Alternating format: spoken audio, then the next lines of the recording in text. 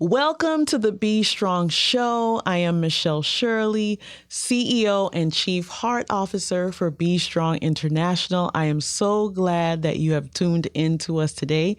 I've missed you. I know it's been a while since we've had our programming. So excited to hear of so many people that have said like, hey, where's your show? What's going on? I love watching your show. So that's encouraging. Thank you so much for being a part of our Be Strong Show family. Just wanted to let you know we just celebrated a free roof donation from Greener Roofing and Solar. And so we are so thankful for that. Hopefully you were able to join us. If not, you can follow us on all our social media pages to know more about Be Strong at Be Strong Intl. So let's get started. I have an amazing guest today. All my guests are amazing, but this one I have a special place in my heart because we'll talk about the work that we've done together recently. And so Kavaja Sarduy from Chapman Partnership. She is the VP of Operations. Did I get that right, Kavaja? You got it right. Yay! I'm so excited. Thank you for being here. Thank you for having me. Yeah, you look beautiful, by the way. Thank you. You do as well. Yeah. Tell me about your name, because I've been struggling since we've met. Like Kavaja, I want to write it down. I think I even did a recording, didn't I? Really? Yes. I don't like messing up people's names. Well, my name is actually a city in Albania. Yeah. Interesting. Yeah. And so the reason why your parents did that, they just looked at the map. My mom had a friend who gave her this name. It's a city and from where she's from. Oh. And she just thought it was a beautiful name. It is. It is. So, it is. Yeah. And I know people ask you that. Yes. All the time. All the time. Where are you from? Where are you from? Yeah, really cool. So let's talk a little bit about your career journey before we get into Chapman, because I really want to spend time talking about that. But for the people who are hearing you for the first time or seeing you for the first time, how'd you land at Chapman? Well, that's a great question. Well, my career journey started 24 years ago, right? Fresh out of college. Where'd you go to college? In case I went to Bethune-Cookman University. All right. Hell Wildcats. All right. Right after I graduated from college, I was trying to navigate and look for job opportunities. Yeah. I ended up securing a position as a case manager with a nonprofit organization called Community Partnership for Children in Daytona Beach. Wow. I had no idea that was my pathway and my journey, but that was the start of me working in the human services field. And I can tell you that I've been doing the work for almost 24 years. Wow. Yeah. Wow. You don't look it, girl. Yeah. You look good. Thank you. So do you. Yeah. No, that's cool. So then tell me a little bit more about the pivot to Chapman specifically, and then I'd love to talk more about Chapman. Yes, sure. So I worked I originally started, as I stated, in child welfare, working with children who have been abused, neglected, or abandoned. Yeah. And I worked in that field for over 16, 17 years. I pivoted and came into the homeless of continuum care, that sector. And what I realized is that the population of unhoused people are vulnerable, just like the population of dependency. Yeah. So here I am going from one sector to the next sector, and it's the same population. I was serving the same folks that were, in dependency, that had open cases, and they are unhoused. Yeah. So I pivoted over. I worked in the public sector. I worked for the lead homeless continuum of care in Broward County. Gotcha. And I was on an administrative level. So our responsibility was to ensure that we brought in funding for our community to allocate it out to the providers.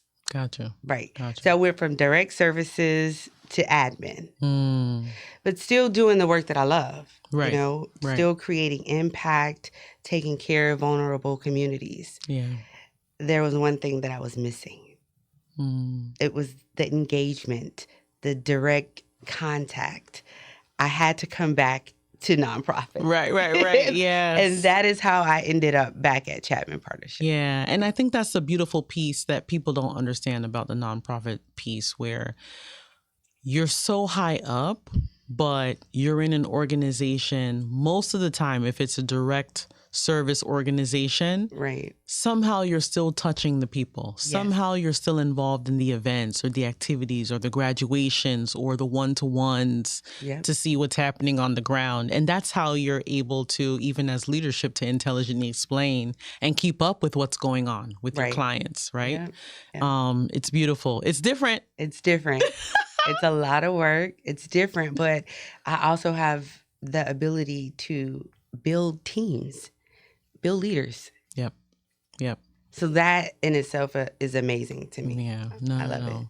it. Now, Chapman in itself, wow. You know, when I went to the first campus, which was in the South, we did a tour. Yep. And I saw the stadium, not the stadium, the basketball court that BAM did. I'm like, wow, you guys got BAM to come and do this. And it was really beautiful to see. But then when I saw even the clients and the rooms in which they stay, it just made me think like, man, I got to bring my kids here so they can see and understand like people are going through things and they may be one paycheck away, sometimes one decision away, right? Yep. From being homeless. Mm-hmm. Tell me a little bit more about Chapman or something that people may not know about Chapman Partnership. So one thing about Chapman is that we serve the entire population of unsheltered folks. And what does that look like? It looks like familiar faces. It looks like the elderly who have no support. Our youth, our adult youth who are 18 to 24. They don't have families. They don't have guidance. Single males, single females, and families with minor children. Yeah. Yeah. 40% of our population, they work, but it's just not enough. It's just not enough for them to sustain themselves. Yeah. So that's the face of homelessness, and that's what you see when you come into our centers. Yeah. There's a misconception about the look or the feel or who qualifies for this. Now you can't be homeless. Right. You're working. You have children. These are regular people that we see every day, folks that are in our families, people that we know. Yeah. And so that's one of the things that we do. We take care of the entire population. We make space for all of them. And we have comprehensive programs that are geared toward each population. Yeah. To help them sustain themselves. Yeah. And I definitely want to say to you, too, thank you for allowing us to be a partner. It's been such a journey and a privilege. Yeah. As you know, I went into the nitty gritty, right? And did. And taught the fathers that were there.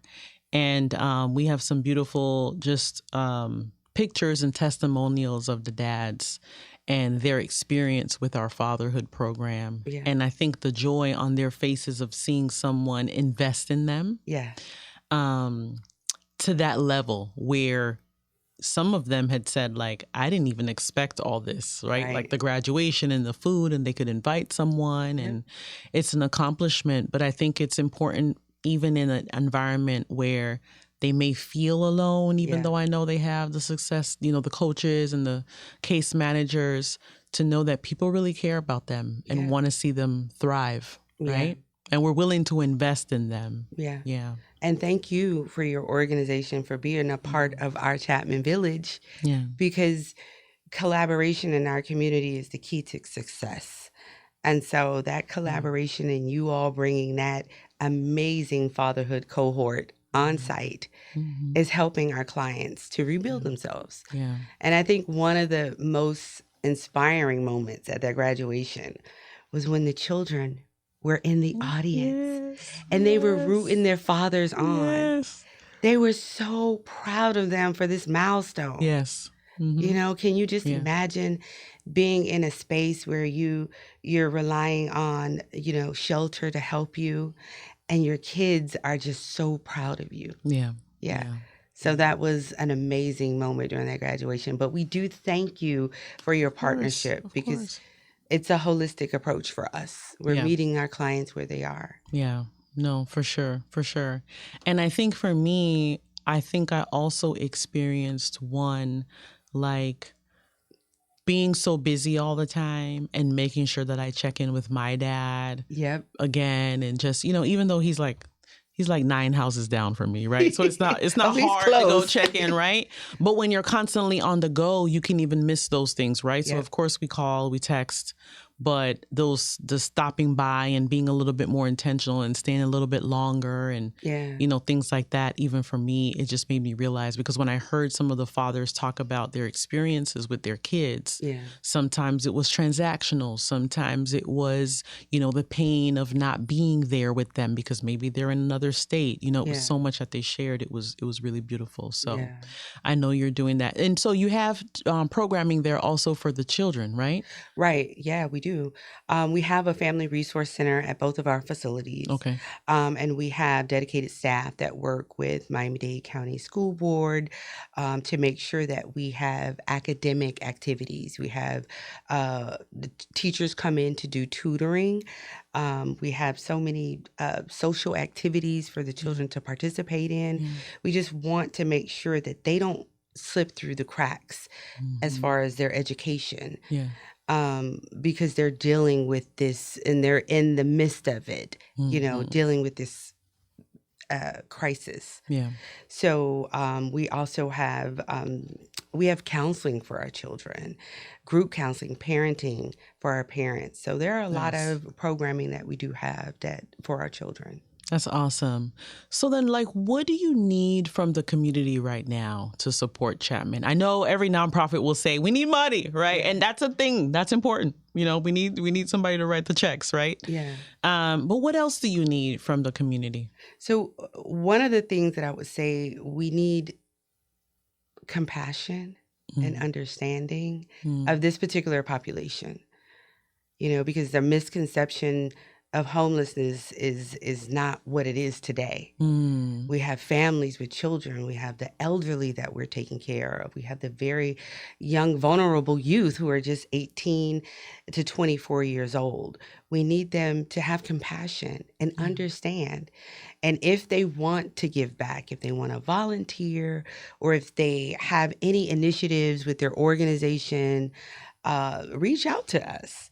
Because, it takes a village, really. Absolutely. It does.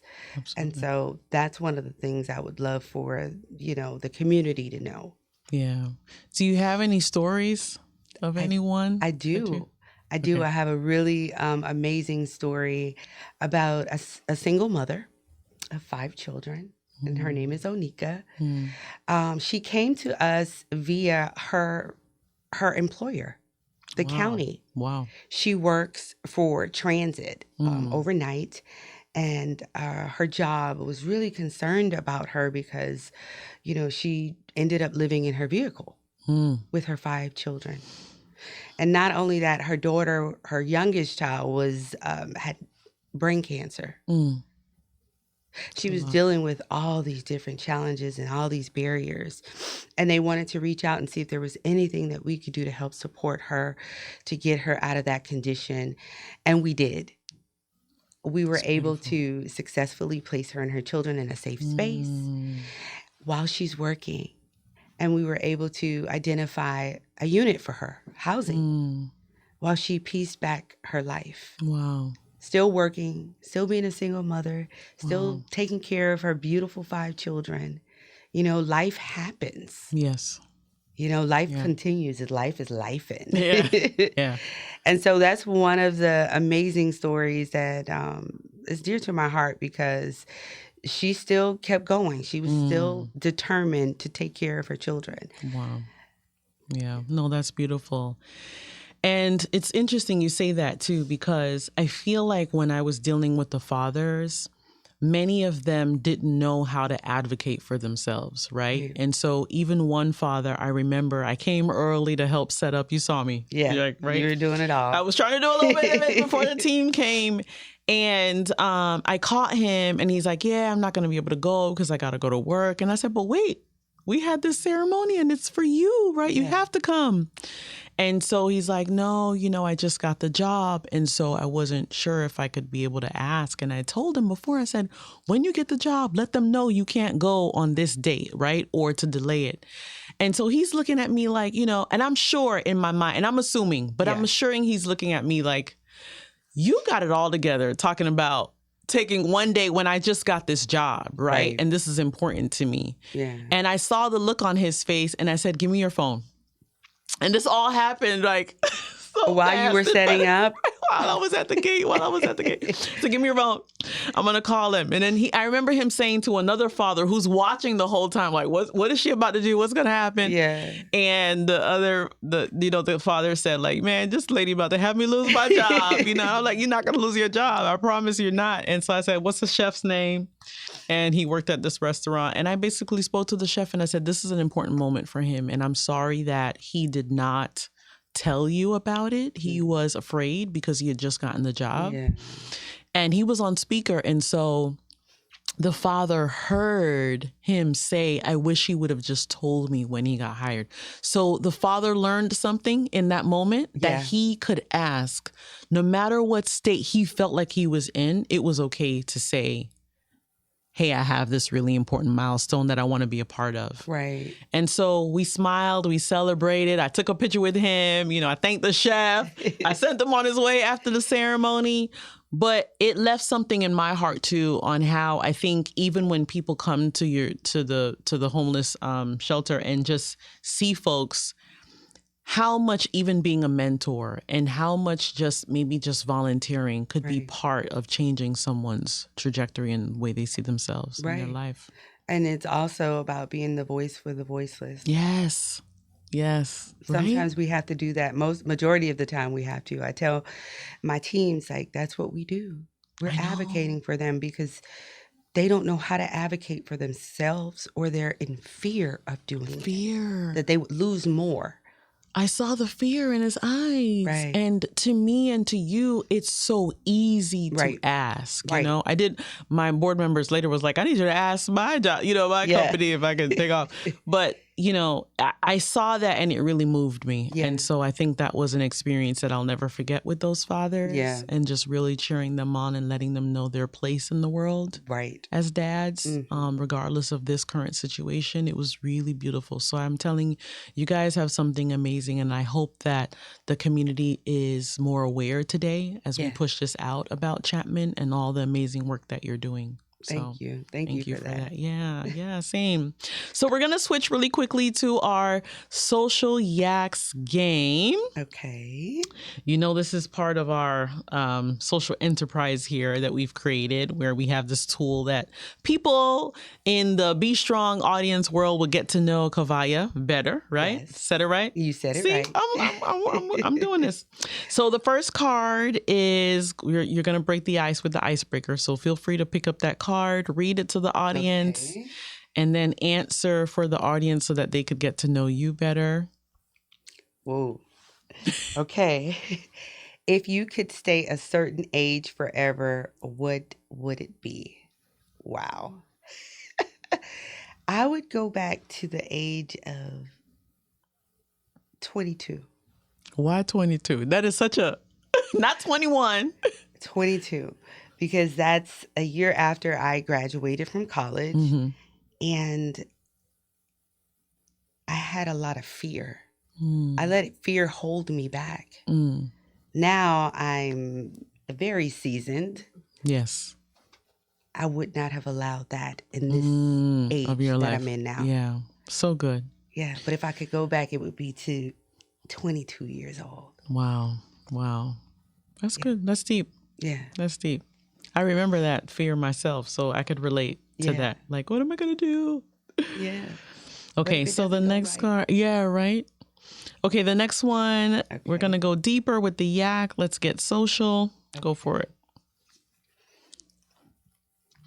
How would your best friend describe you? Okay. And she better describe me this way. If she's watching. Yes, if you're watching. She would describe me as motivating and hilarious. Really? Oh. Yes. What? and her therapist. Oh, right. I think in the nonprofit sector, we all experience that a little bit of having to help people walk through things. And same, reciprocal. And just having that, person that you can call on. Yeah.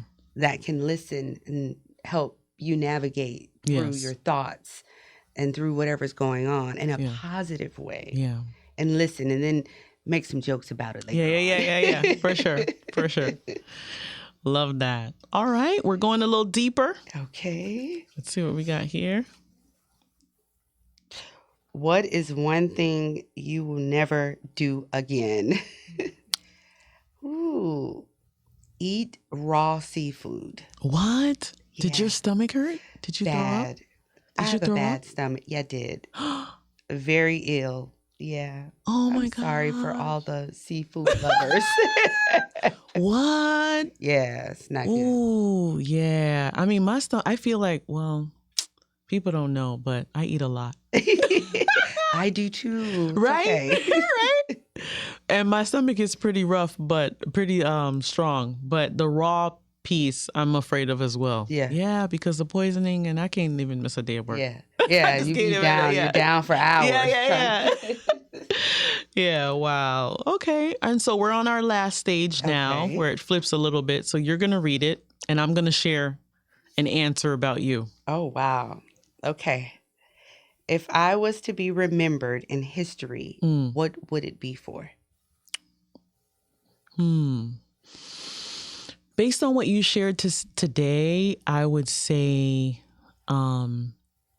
being that voice of compassion for the homeless. Because I think you can be a voice. Yeah.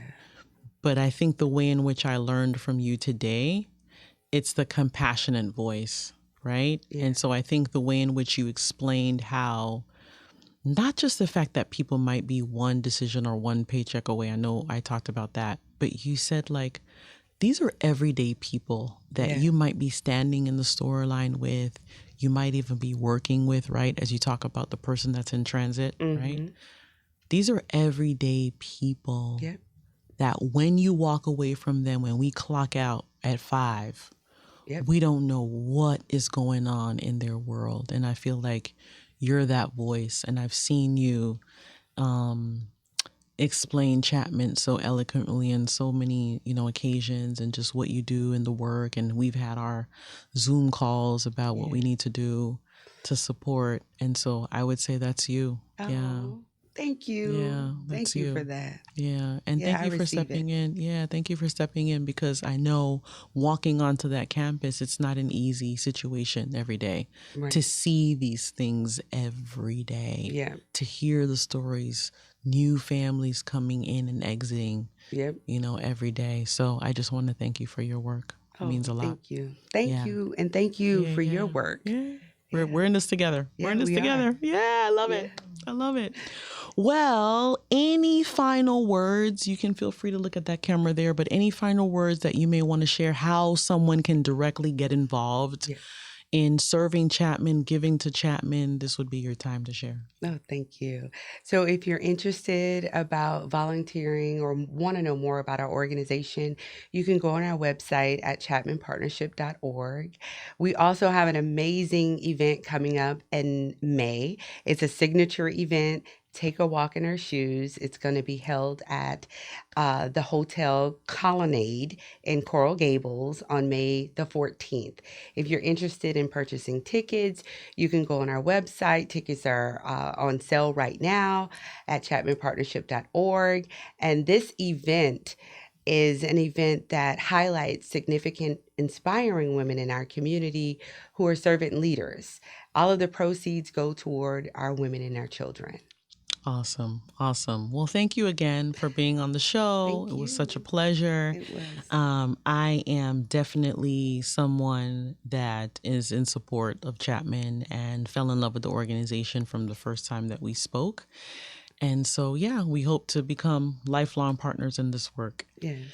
As for you all, thank you so much for tuning in today. I would challenge you, like what we've talked about today, to be a voice for someone who needs to just see encouragement. They need support. They need help in some sort of way. I think when we think about where we've come from, we can remember clearly that there were people along the way that helped us, encouraged us, and supported us. And so if we all take the time to give back and look at that and do the same for others, I think we would have a much more greater and compassionate world. Thank you for joining us. See you next time.